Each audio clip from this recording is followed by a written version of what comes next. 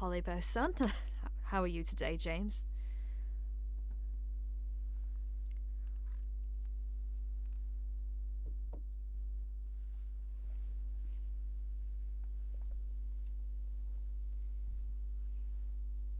Thank you.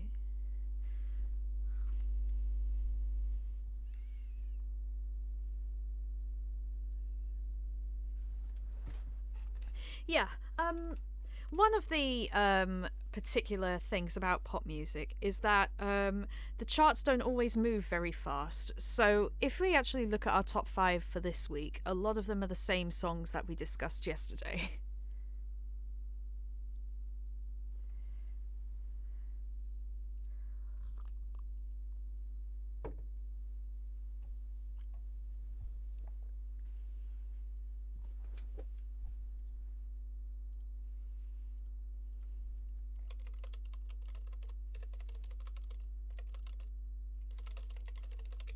Yeah. By the way, do you know the trivia questions for the longest running number ones of all time?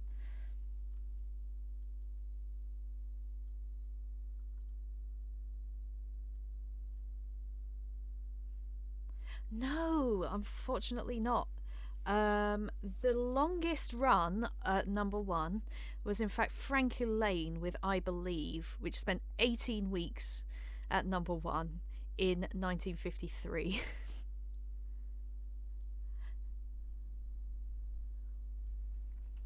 However, the longest running consecutive period at number one was Brian Adams's "Everything I Do It For You" from Robin Hood, Prince of Thieves.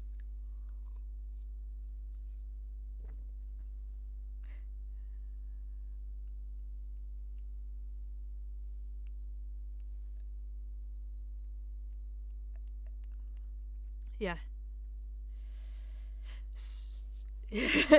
So that was people had a lot of time in 1991 as well.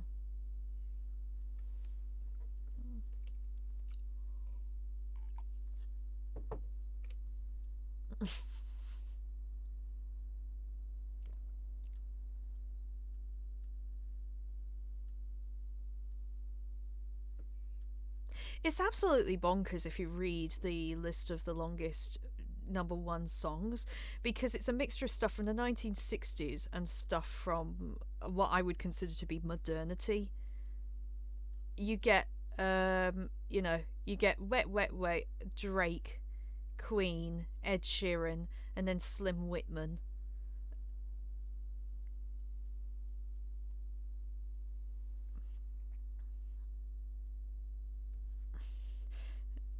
Yeah, Harry Styles, David Whitfield. Like it's wild. There is I mean it sort of goes back to my theory that the charts in the 1950s are actually quite close to how the charts operate today.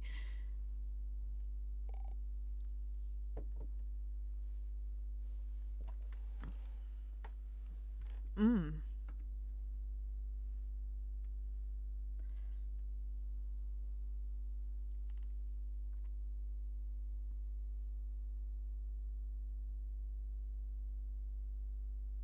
Mm.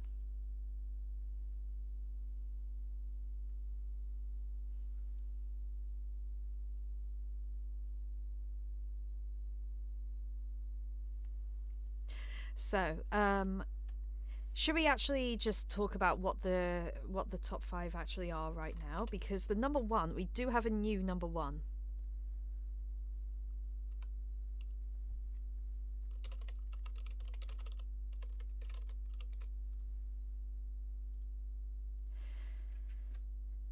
Right. So one of the things about Lewis Capaldi is he is actually an extremely entertaining presence when he appears as himself on TV or whatever. He's a very weird man. He's clearly being pitched in the same mold as the Ed Sheeran type character, but I guess like the best way I can describe it is if Ed Sheeran was feral. He has these massive dark circles around his eyes and just looks generally disorganized. He's been pitched as being a bit smarter than Ed Sheeran as well. I mean, his first album had the title Oh goodness, what was it? It was something like just give me a second. Yes, divinely uninspired to a hellish extent, which puts you in mind of the sort of artist this is going to be. He is scooping up loads and loads of singer-songwriter awards. He's extremely Scottish. However, the music.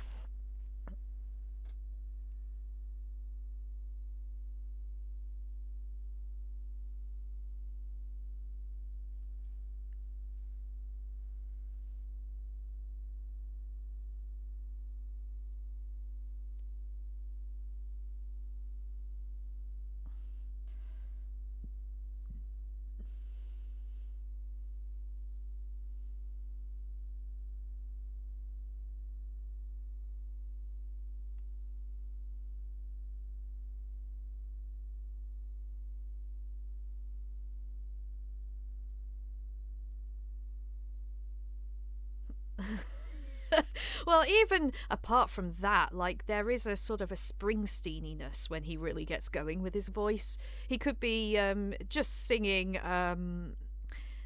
Springsteeny rock ballads about being born to run, even, and it would be better.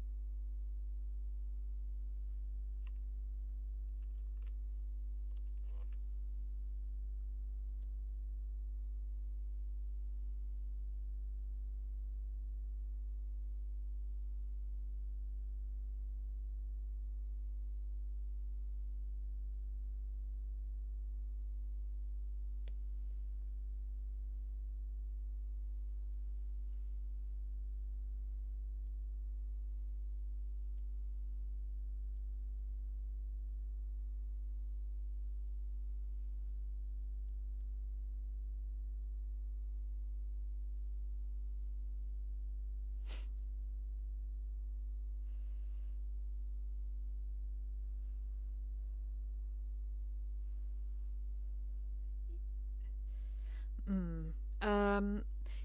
So the song itself fits into the mold of, I guess, like wedding dance songs, I suppose would be the way I would describe it. It is a very nice love song that when you sit down and break it down being an asshole, you start to realise the nasty subtext involved in it. Like, the thing that really I noticed about it is the song is structured as little couplets of I do this for her, she does this for me. Except none of the stuff in the song is actually anything the woman actually does. It's more just her presence. He brings her food, he brings her water, he takes her out for meals, he goes dancing with her, he looks after her, he provides for her. She smiles, she is happy, she lights up the room, she makes his life worth living. And then you then get dropped into it, this strangely melodramatic chorus along the lines of "please don't go." Like, where did that even come from? Like, oh, even all my airs and graces are meaningless without you. So the fact that you're nice to her isn't even from your own heart. It's just because you're being polite. I mean, it could well be that this is Lewis Capaldi is an intelligent guy. It could well be that this is his sense of humour coming out and he's subtly making fun of his own songs, but he doesn't perform it that way. The arrangement gives no indication whatsoever that this is supposed to be unironic.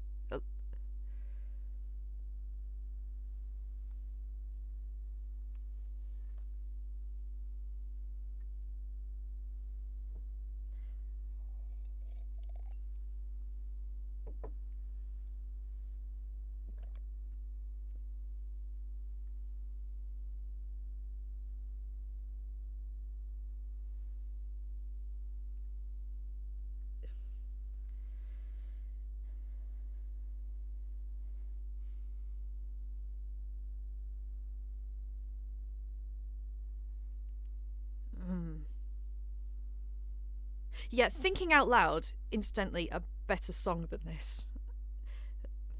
Thinking Out Loud is based on this big time scale. You know, you get this idea of love that lasts for a long time. I don't really get the impression that Lewis Capaldi. Lewis Capaldi could be talking about someone he's known for 2 weeks or 10 years, and there's no way of telling.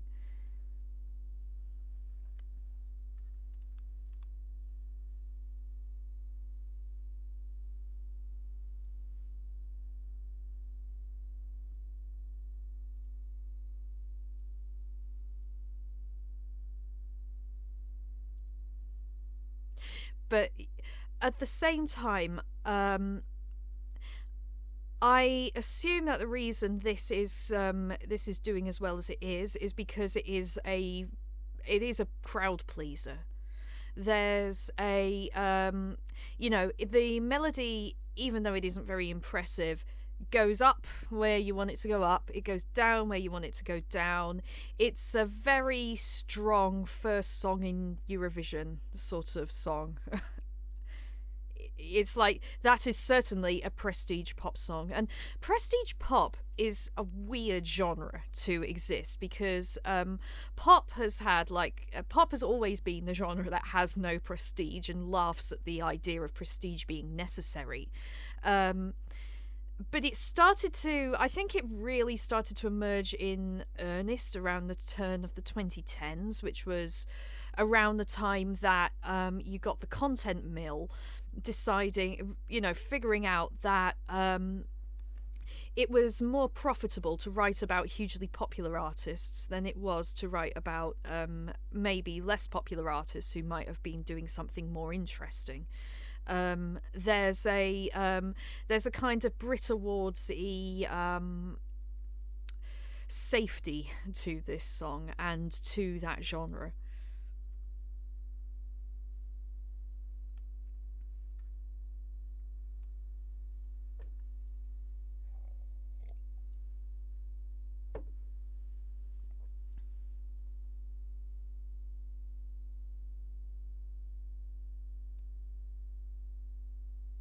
Yeah, it was like an advert mag. I was flipping through a copy. They did like profiles of Chance the Rapper and stuff.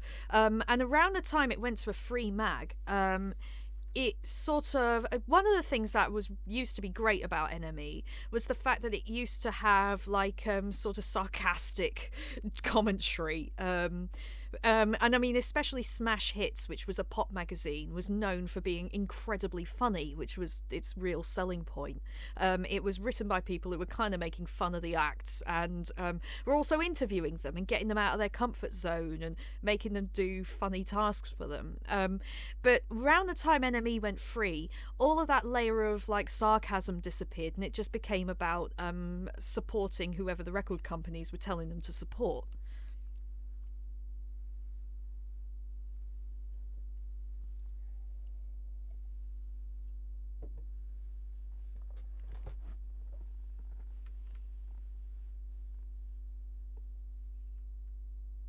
Mm.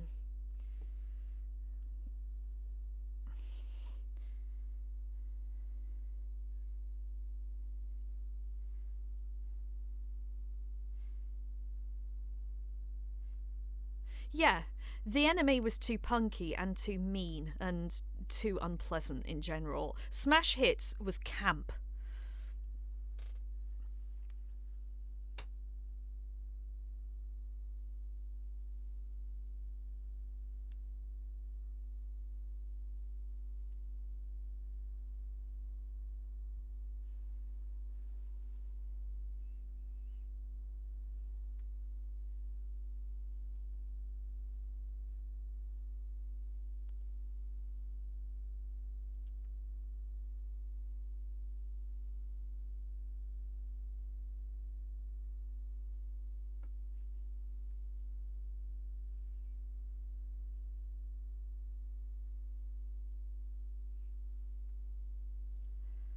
I still like Golden Scans. I think that's a good pop song.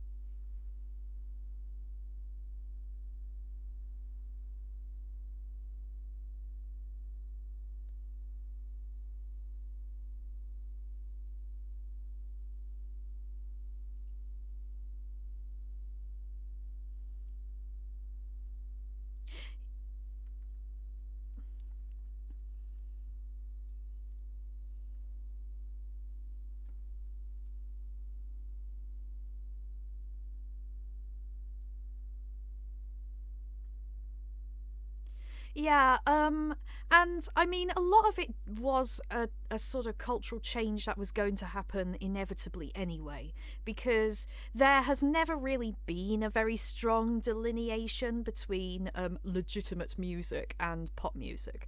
It's all it's all commercial product, all being pushed at you the same way.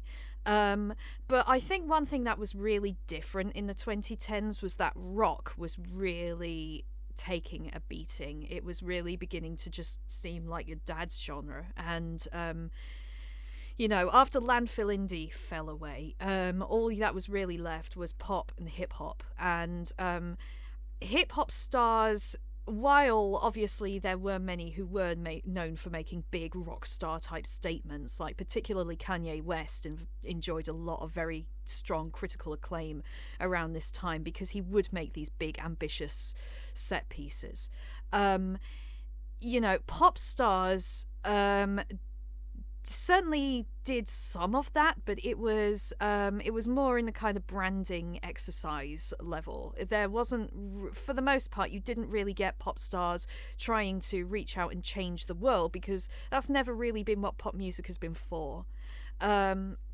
So instead, I think there was this. It feels to me like there was this kind of almost like a turning inward, like, okay, well, if pop is all that we can settle for, if we've given up on the idea that music can save us, let's all just go around and imagine that Beyonce has invented feminism. And that's not really a fair thing to ask Beyonce to do for us, seeing as she is just a pop star. But that was how things went. This sort of style of music, I think it was referred to by The Guardian in around 2012 as being the new boring. This idea of like very worthy pop stars putting out music that really, I suppose in a lot of ways, it's like the descendant of traditional pop, right? The pre rock and roll pop music that existed in the 1940s and 50s.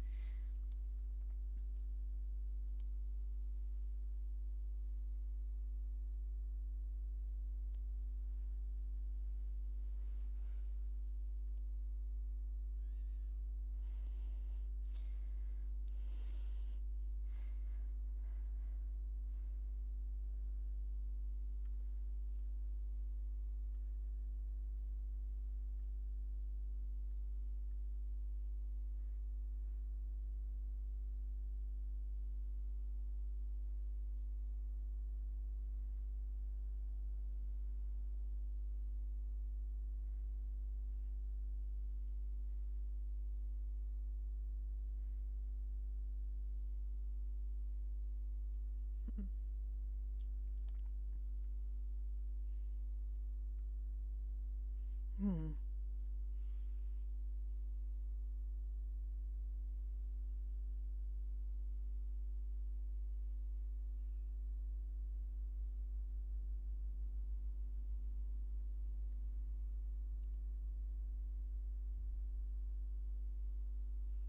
Yes, it's yeah. Beyonce. I don't want to be too mean about her because she doesn't deserve it. But there's an extent to which she's kind of used almost as a proxy for the Democratic Party, especially during the Trump years.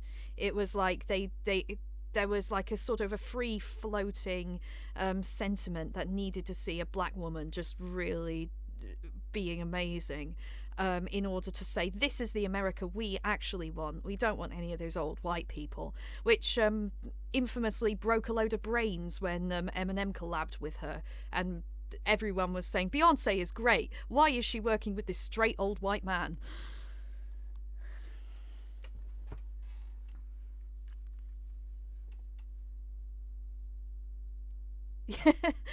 Well, yeah, so I mean, with this show, one of the things I was actually wondering about is because I don't want to be too optimistic, but I also don't want to be too rockist. Like, I think it is really stupid to go around saying that pop music isn't real music, it doesn't matter, that it's never good, because all of that is just transparently false. Pop music is awesome. However, at the same time, pop music is like, it's also trash because it's the kind of stuff that you hear when you don't want to be hearing music. You know, it's music that is forced on you by people who would rather not be listening to music. You know, you hear it in shops, you hear it in changing rooms, you hear it when you're stoned at 3 a.m. trying to buy milk and you can't understand how this checkout works because you think it's watching you. You know, it's like, it's the soundtrack to like bad things, and it's all made to fill a brief, and it's all just kind of thrown at you in the same way that you would throw a dinner in the sink. So, I mean, I don't really enjoy Lewis Capaldi's take on prestige pop because it seems to be more about just throwing more stuff in the sink than trying to climb out of it. But there is no real reason why prestige pop can't exist and be good.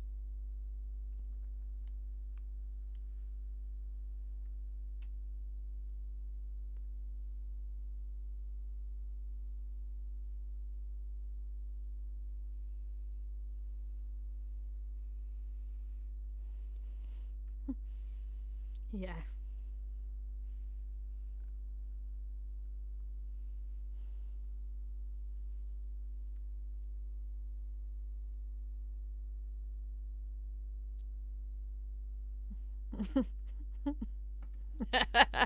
it's it's okay. I'll edit that out if you want to have a go at a better one.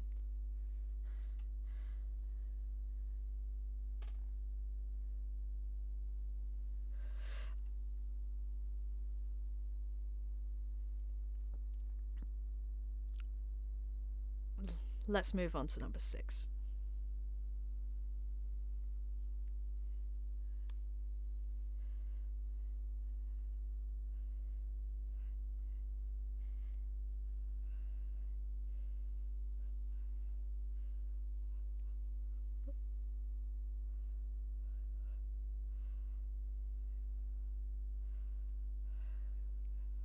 Yeah.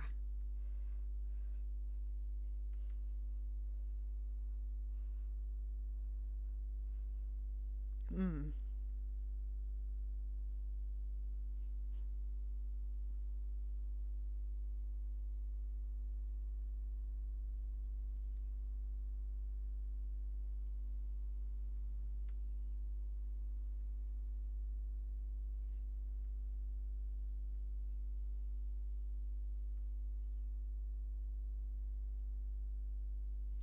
It's yeah, I mean, the Central C has this very sort of aggressive, gruff delivery.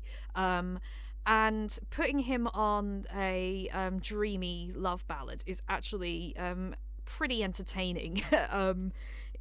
In the same way that DMX would often have like these big sort of Korg Triton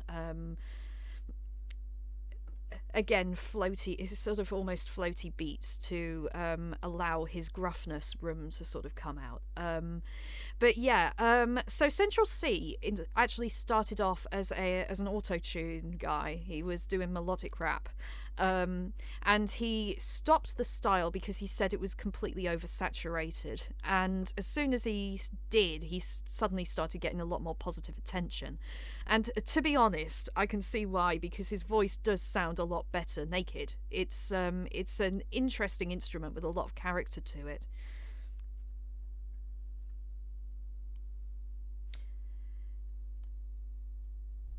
Not his area of London. No, you got to keep in mind, I am a northerner. To me, it's all just like I don't understand the distinctions between different bits of London. I just know it's all places I could never afford to live.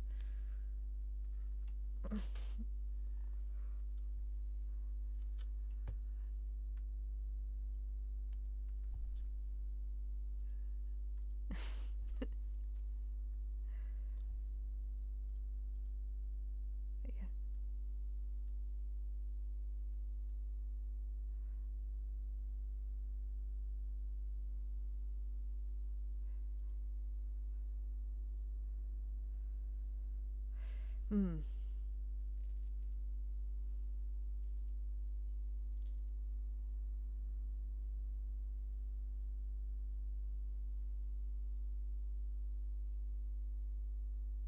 Mm.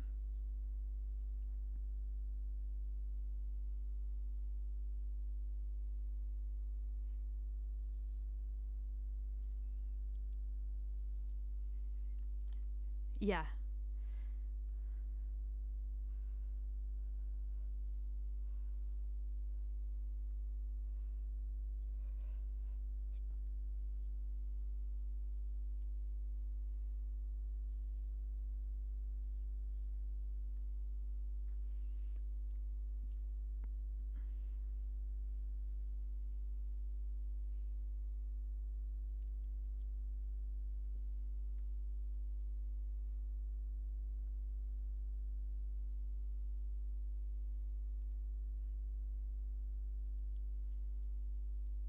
Mm.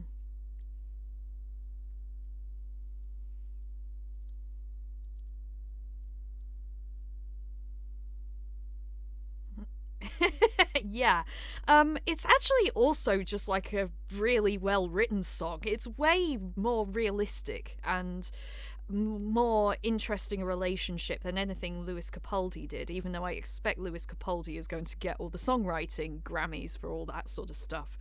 Um, I do like the tension in it between Central C's misogyny and the fact that he's in a way he's sort of taking a more feminine role in this relationship because his character is the one who's caught feelings. He's the one who has fallen for this girl, and she is the one who doesn't really care about him.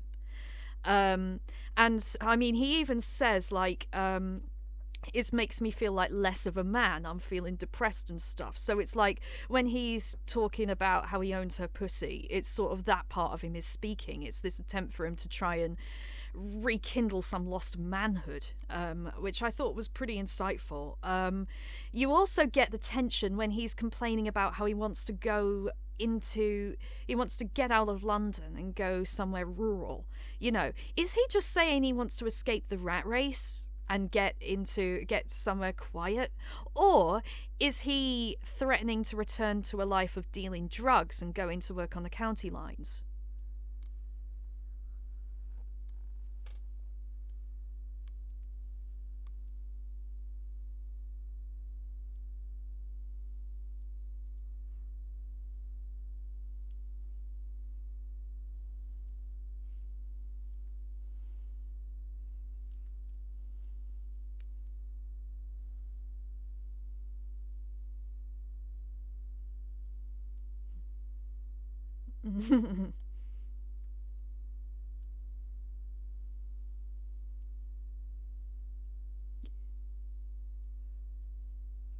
and he, Yeah, he mentions as well that he hadn't been looking. He doesn't normally look for serious relationships, but for some reason he really fell for this girl who then proceeded to treat him like he was just a bit of fun, and that really hurt his feelings. Like there's one passage where he complains about her just getting up and leaving after sex and saying that's fucked up, which is like he wants to cuddle. That's rather sweet.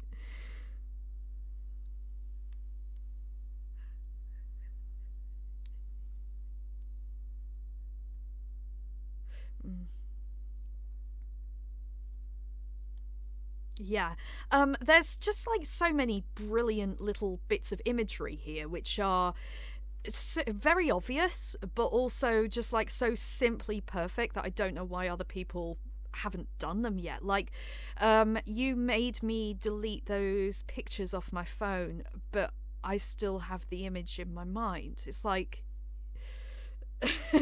it's so, again, super obvious. The the fact that your phone can forget something but you can't, but it's really effective and it feels really realistic. um and then of course you get him sort of sleeping around with what he calls op thoughts in the second verse. And here is like the second verse is actually interesting because it's where the macho posturing starts to really come back, and you hear that sort of his flow goes into this more sort of virtuosic kind of space where he's chaining triplets on after the other and pushing these enjambments, so it's you sort of lose the sense of the line breaks.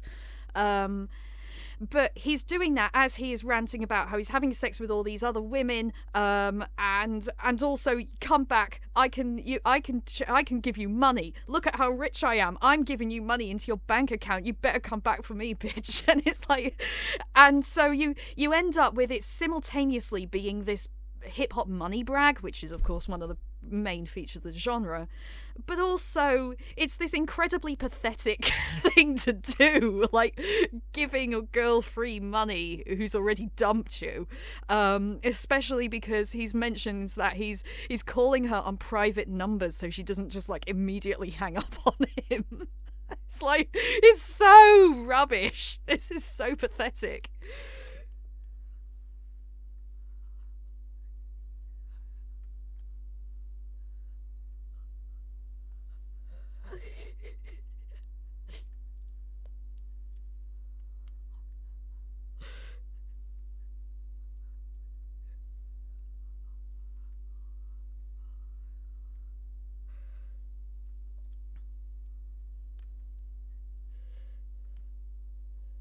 Yeah, I agree. Genuinely well written song. This was the one I listened to the most out of all of these, and I found something new to like about it every single time. Um,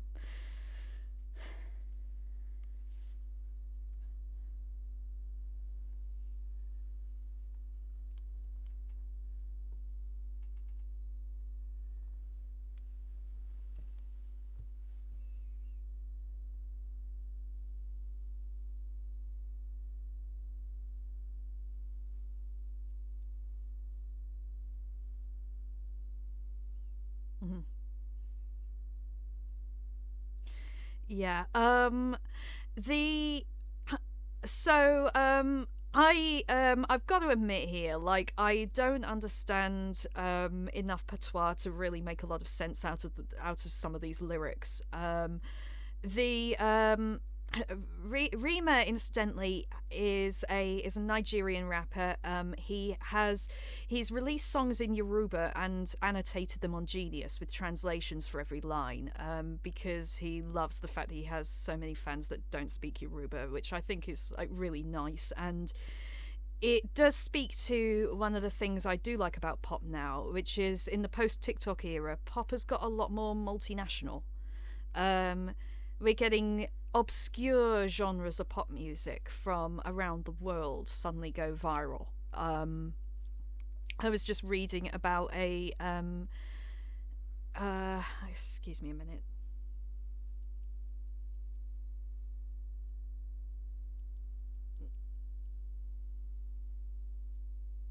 Never mind. I won't bother looking for it. Just carry on.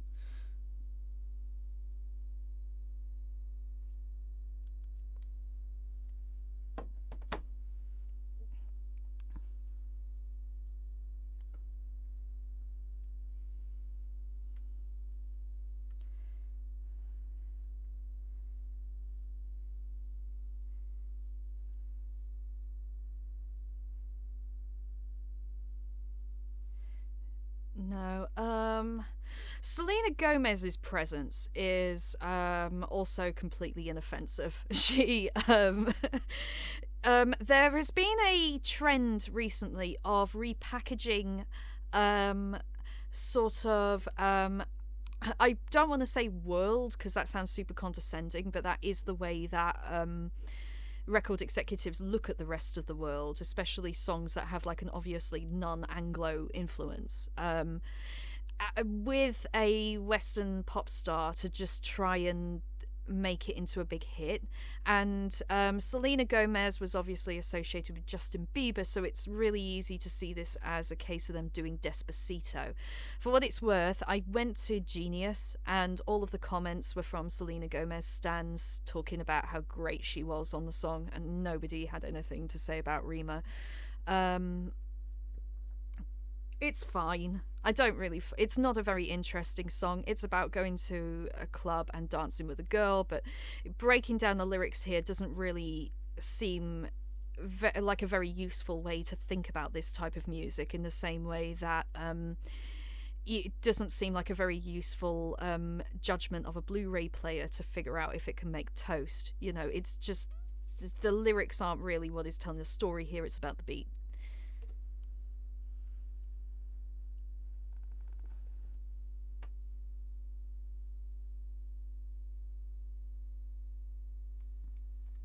Mm-hmm.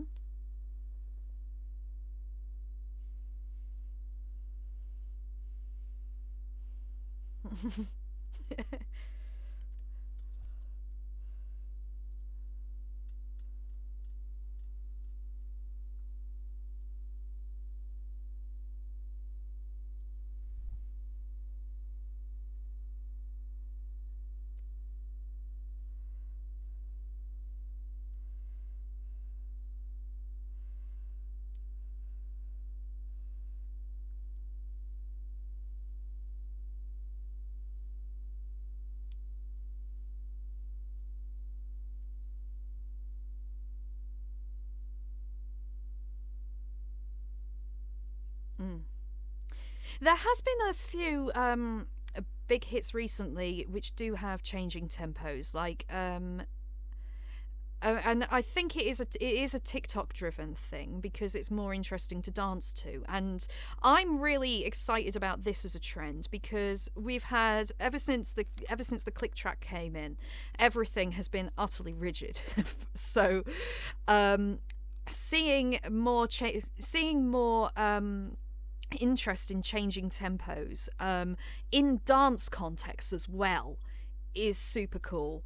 However, unfortunately, the trouble with this song is that it's overshadowed by probably the most insanely evil story that is ever going to have anything to do with a piece of music. And once I learned it, I cannot listen to this.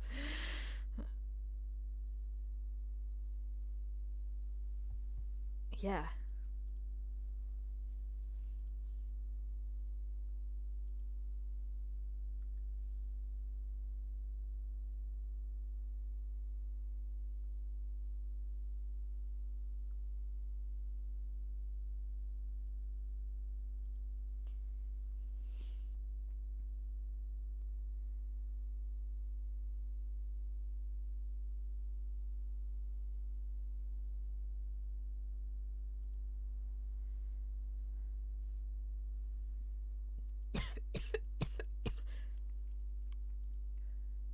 Yeah. Okay, so the basic outline of the story is that there started out as a song by Oliver Tree called Jerk, which was produced by Marshmello. This song started to pick up on TikTok in a sped up remix. As is so often found on TikTok. And a producer named South Star was inspired by it and used the sped up a cappella in order to create a new track. The new track began to take off on TikTok, and Atlantic Records, who owned the original version of the Oliver Tree song, actually came to him and offered him a small amount of money for the production rights of the song and to license his infringement. South Star claimed that he was offered less than £10,000 and that the way they made the offer was not very nice, in his words. So he declined the offer. And what he did was he got a singer to re-record the song, cleared the sample, and released his own version of the song. Then, however, 5 days later, Atlantic Records would actually release a version identical to South Star's original version without South Star's credit. That is the version that is on the charts right now.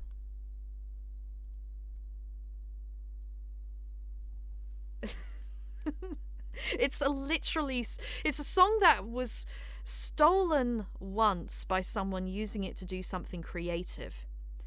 and then stolen again by some people using it to make some money. And not only that, but they were capitalizing off the confusion because with people thinking that the version on the charts is actually the original version that they were listening to on TikTok. It's really evil.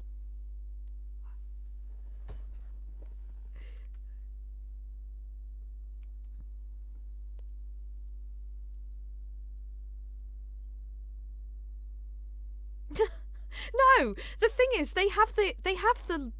the law says that they can do this because they own the original sample.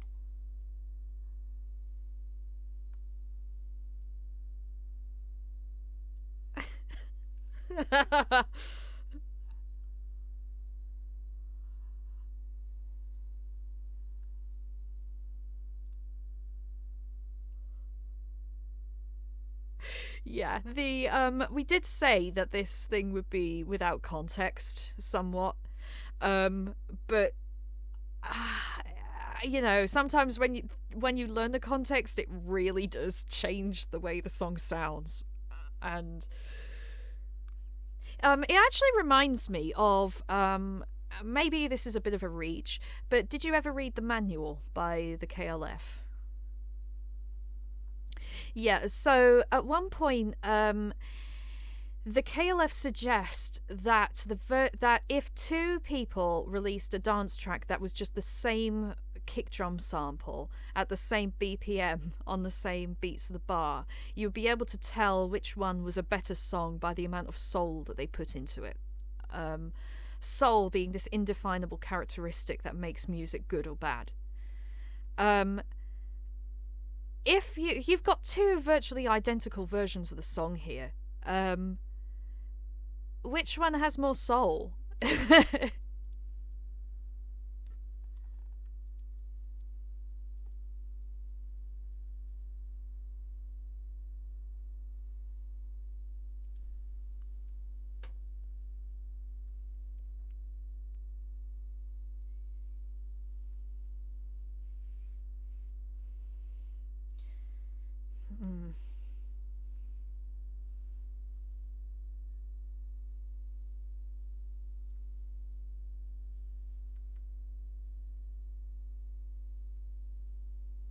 Yeah.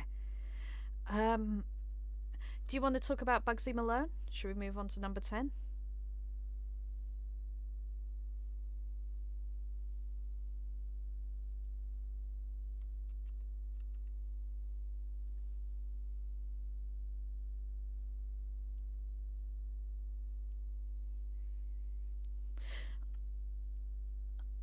I love that line too. I giggled when I first heard it. It still makes me laugh. It's the delivery of it is wonderful.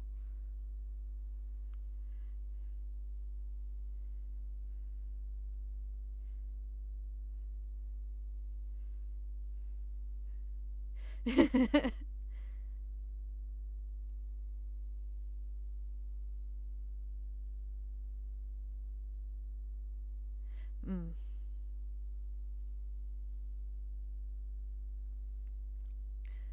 That would be Teedee.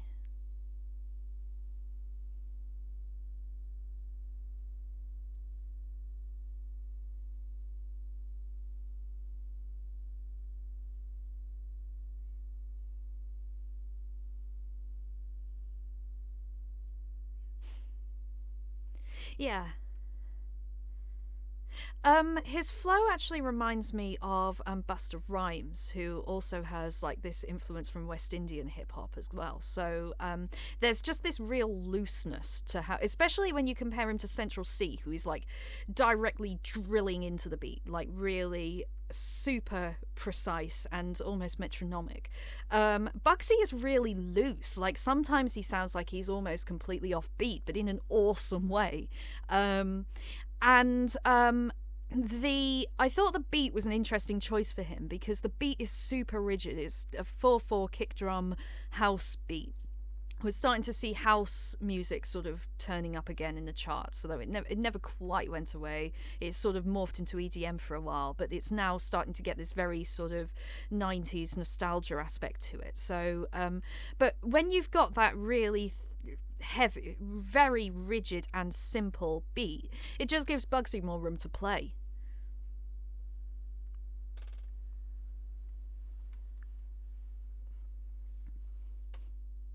Yeah.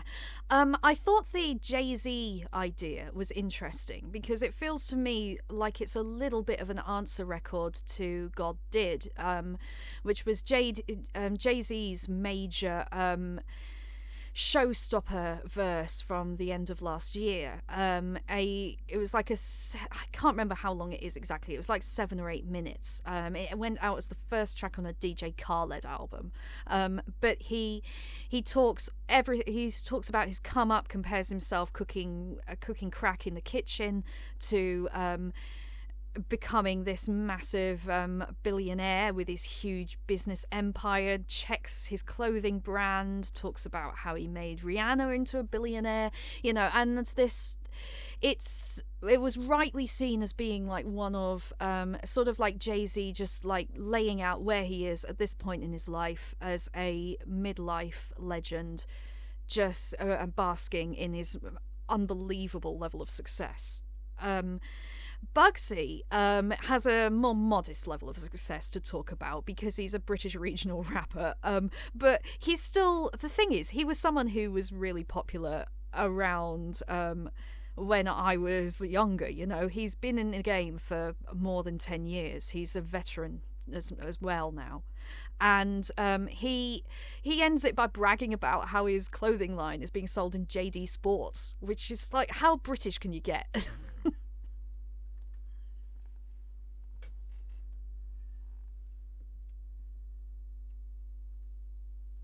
Yeah.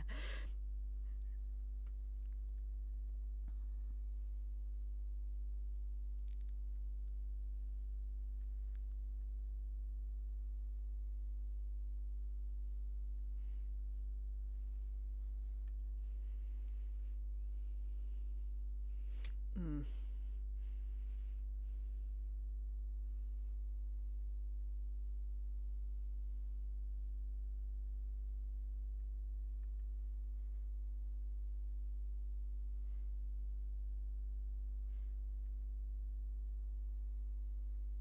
Yeah, there's a feeling of bathos, which is something that I think British culture just has a natural sort of ear for. We like that contrast to the mundane and the exceptional.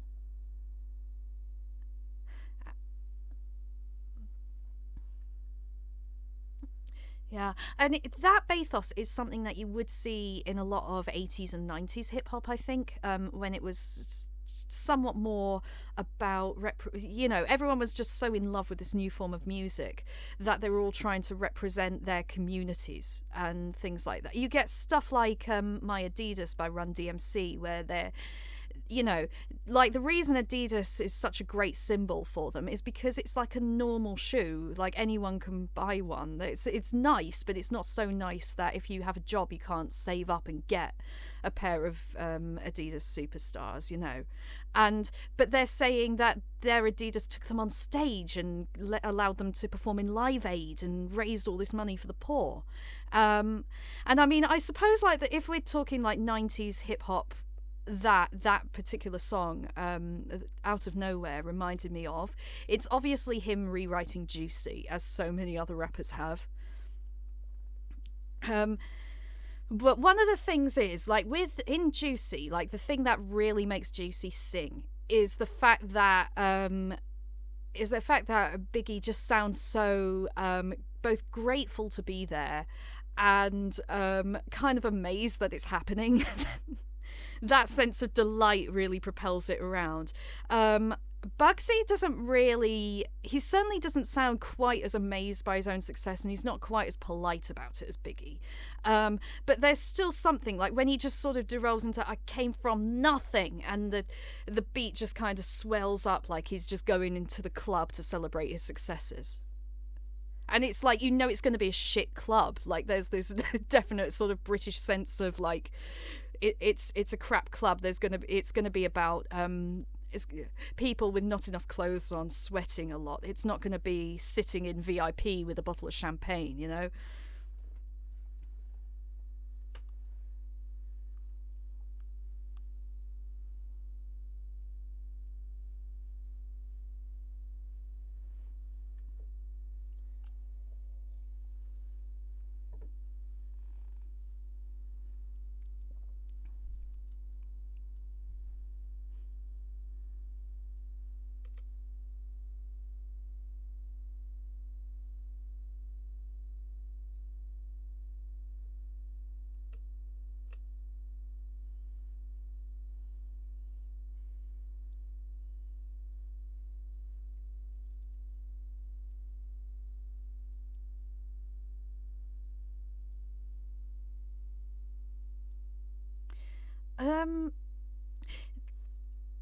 I was gonna say they all feel like love songs, except Bugzy doesn't. I mean, you get the implication. You get the implication of club sex from the production, but it's not really a love song, and to be honest, that's fine. But I think I was struck by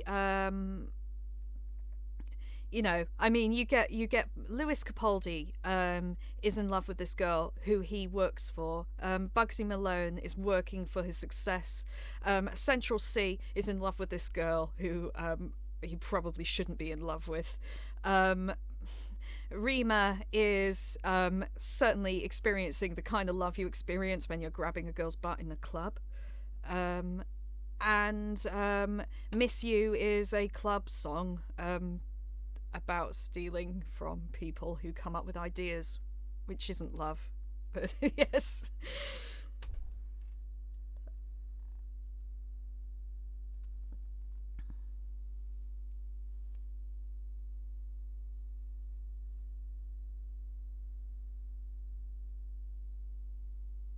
Oh yeah, beautiful linking to what we're going to do. Was there anything else in the charts that struck you? Because I'm just going to be honest here with my selections, which is that I did listen to a lot of the rest of the chart, and to be honest, a lot of the songs just like really irritated the hell out of me, and I rage quit through number 17 in the charts this week, and didn't really get the chance to listen to everything in like a very good mindset.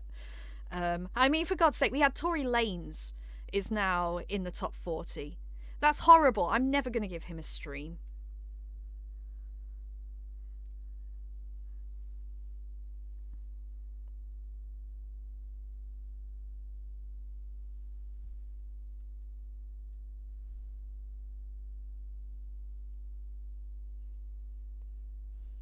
Yeah, makes sense.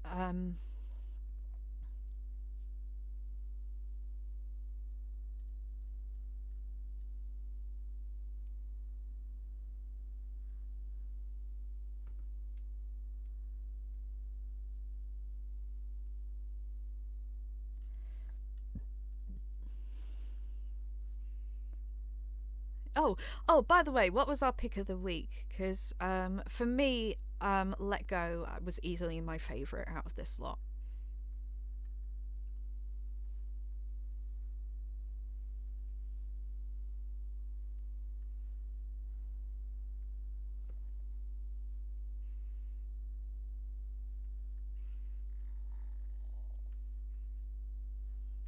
Mm.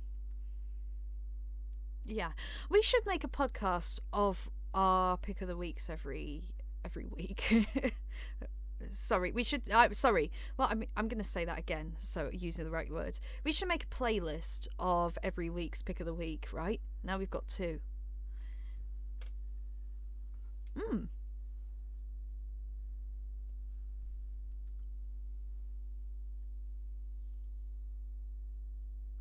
Okay then.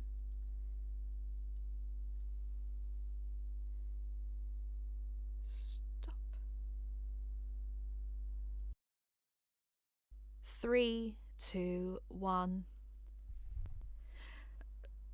So yeah, the it's not in the charts yet, but it probably will be. CMAT, who I've been following for a couple of years now, has a new song out called Mayday, which is about climate change, and you should go and listen to that instead of number 17 in the charts, which just pissed me off.